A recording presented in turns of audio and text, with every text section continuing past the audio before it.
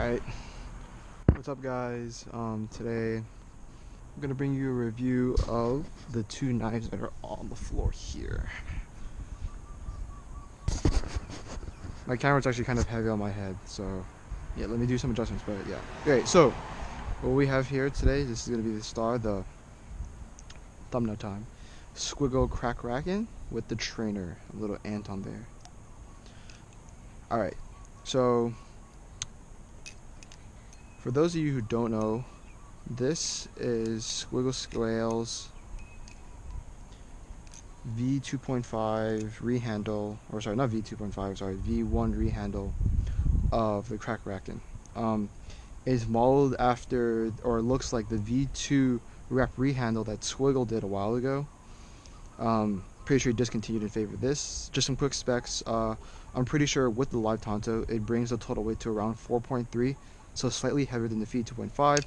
Hidden Zen pins, sandwich, and yeah, this thing is pretty cool.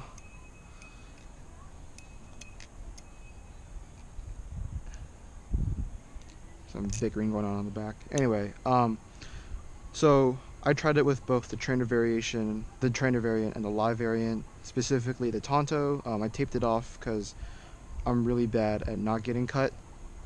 And yeah, just for the sake of this video, I'm just gonna keep it like that. Oh.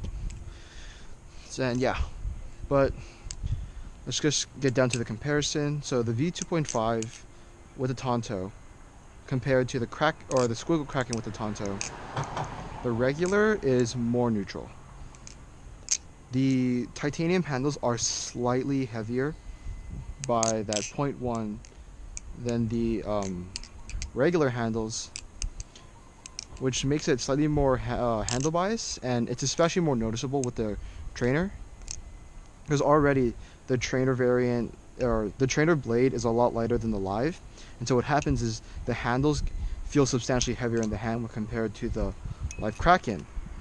What's also interesting is that this knife in general feels kind of slow because of the spacers, or just the weight in the handles.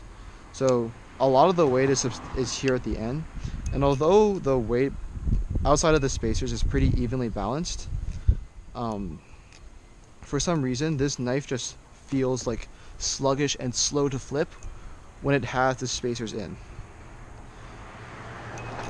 That being said, for a long time, I put the spacers back in for the sake of this review, but I basically had it with no spacers at the trainer blade, because when it was like that, it was more neutral than the live Kraken, and it was lighter. I'd almost say that without the spacers, the Squiggle Kraken is kind of comparable to this, the Nami. My Nami specifically, no weights,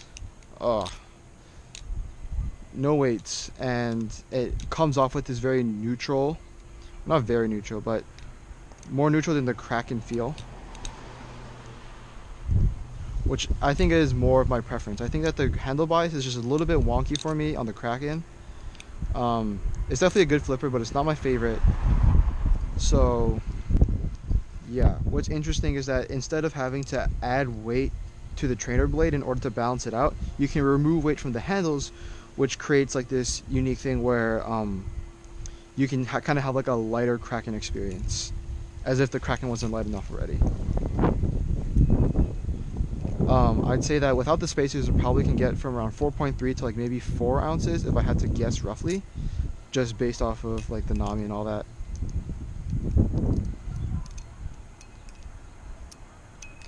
I freaking love chatters, if you cannot already tell.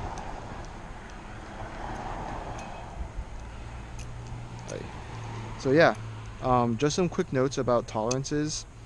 On the live, this thing has okay tolerances. The problem is that you need a basically perfect tune in order for there to be no tap on the Tonto. If you can notice, the spine or the channel on the Squiggle Kraken is substantially smaller. Not substantially, but it is smaller than the one on the regular channel.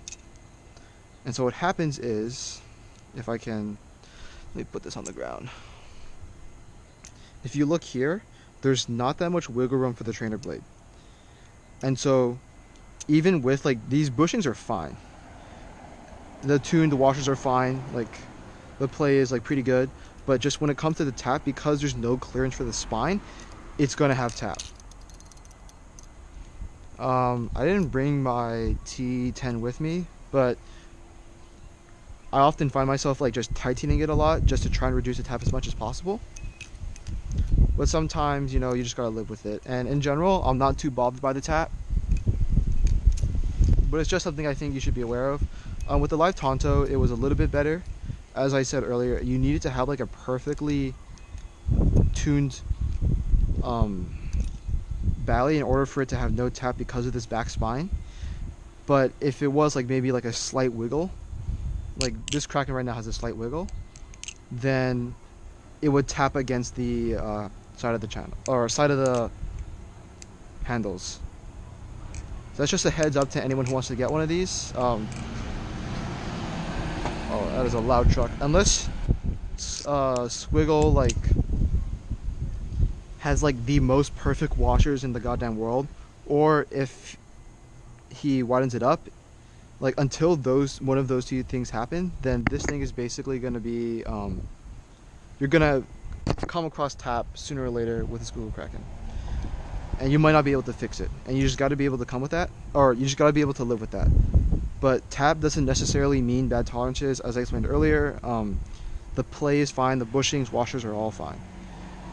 Something to note too though, the Squiggle Kraken has its own, it uses its own set of washers and bushings, and so if you order it from Squiggle, he's going to give you a set of bushings and washers that are unique only to the Squiggle handles.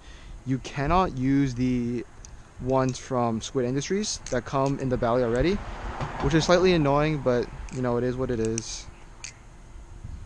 And yeah, if you had to ask me which one was better, I think that most people will still enjoy the regular Kraken over the Squiggle in terms of just flipping experience. But if you like handle bias more, or if you like more handle bias, then this might be a better rehandle for you.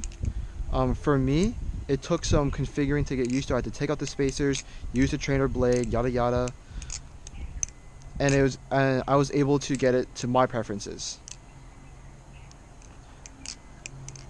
So yeah, and I mean with sandwich construction battle songs, you can change the spacer into like barrels or like Kuski. I was thinking about getting Kuski barrels, which are basically just like, it's a spacer but just like a tiny little pin instead of like a whole block. Because I was you kind of need good tolerances for both screws in order for it to have the least play or the best tolerances it can. But yeah, I'm just kind of lazy about that.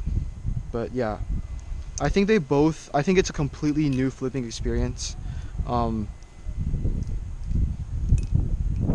guess it's like, in similarity, it's really, with the Kraken, it's really only in length and I guess like the live blade. But besides that, like it's thinner, it's titanium. There are cutouts all over the place. I think the cutouts on this thing are crazy cool.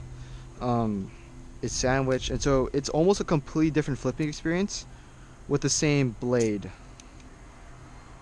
And yeah, oh, and sorry, one last thing is just price. The handles them alone cost $250, and so if you were to buy the handles plus a live blade or even a trainer, that's gonna run you up around $500 roughly, give or take $20 if you buy blem or buy trainer. So yeah, you're essentially buying a $500 Kraken, but it's titanium and it's cool. Oh. So yeah, I definitely would recommend trying to get the live blade over the trainer. The trainer does work, but for people out there who are stickler for the tolerances and absolutely despise tap, can I hit it? Oh, nope. Who just despise tap, then the live blade is going to be your best bet. The trainer I think is still very enjoyable, and I honestly love the blade shape and the cutouts of the trainer more, so I'm probably going to keep it like this. Maybe get the Kuski spacers or barrel spacers, And yeah, honestly, really good knife. Battle song. I don't know. I mean to say knife. Really good battle song. And I think it holds its own against knives like the Nami, like the Raken. And yeah, thanks.